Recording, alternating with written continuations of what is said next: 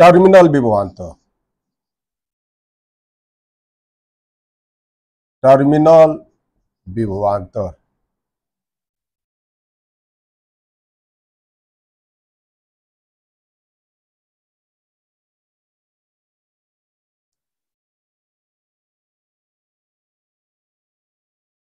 Terminal potential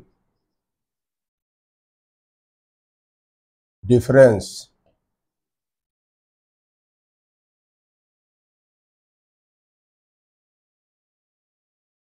मान लीजिए कोई सेल है,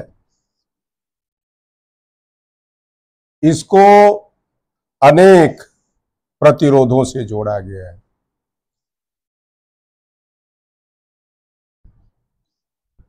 अनेक प्रतिरोधों से जोड़ा गया है, इसके बीच में अनेक प्रतिरोध हैं। ये R1 है, या R2 है, या R3 है। इसका विद्युत वाहक बल E है। इसमें धारा प्लस से माइनस की ओर इस तरह से बहेगी, I धारा बहेगी। यदि इस सेल का विद्युत वाहक बल E है, सेल का विद्युत वाहक बल कैपिटल E है, तथा सेल को Q कूलाम आवेश प्रवाहित करने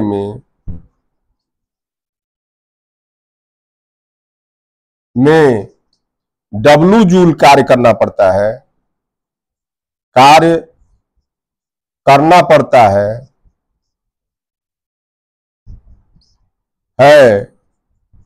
तो सेल का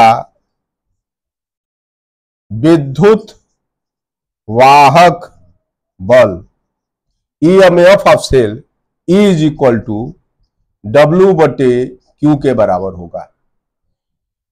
यह E जो है एकांक आवेश को पूरे परिपथ में प्रवाहित करने में किए गए कार्य के बराबर होगा। जब यह सेल कार्य करेगा तो इसका कुछ भाग जब एकांक आवेश इसमें प्रवाहित होगा तब खर्च होगा, कुछ भाग R2 में खर्च होगा, कुछ भाग R3 में खर्च होगा। अतः टोटल कार्य W जो होगा वह W1 धन W2 धन W3 धन डैश डैश डैश में खर्च हो जाएगा। यह Q के बराबर हो जाएगा। इसलिए इसको हम लोग W1/Q लिख सकते हैं, यह W2/Q लिख सकते हैं, यह W3/Q लिख सकते हैं, धन डैश डैश डैश।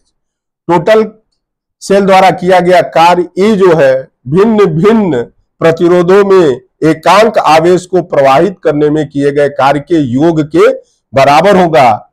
इसे V1 कहेंगे, इसको V2 कहेंगे, इसको V3 कहेंगे, dash dash dash. Total sale का विद्युत वाहक बल E इन भिन्न भिन्न प्रतिरोधों में एकांक आवेश को प्रवाहित करने में किए गए कार्य के योग के बराबर होगा।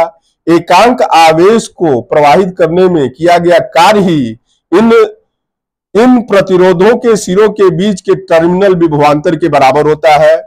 R1 के सिरों के बीच का टर्मिनल विभवांतर V1 होगा, R2 के सिरों के बीच का टर्मिनल विभवांतर V2 होगा, R3 के सिरों के बीच का टर्मिनल विभवांतर V3 होगा। इन सबका योग जो है इस सेल के विद्युत वाहक बल E के बराबर होगा। किन्हीं दो बिंदुओं के बीच का जो टर्मिनल विभवांतर होता है उन दो बिंदुओं के बीच में एकांक आवेश को प्रवाहित करने में किए गए कार्य के बराबर होता है। किन्हीं दो बिंदुओं के बीच का जो टर्मिनल विभवांतर है उसको वोल्टमीटर से नापा जाता है।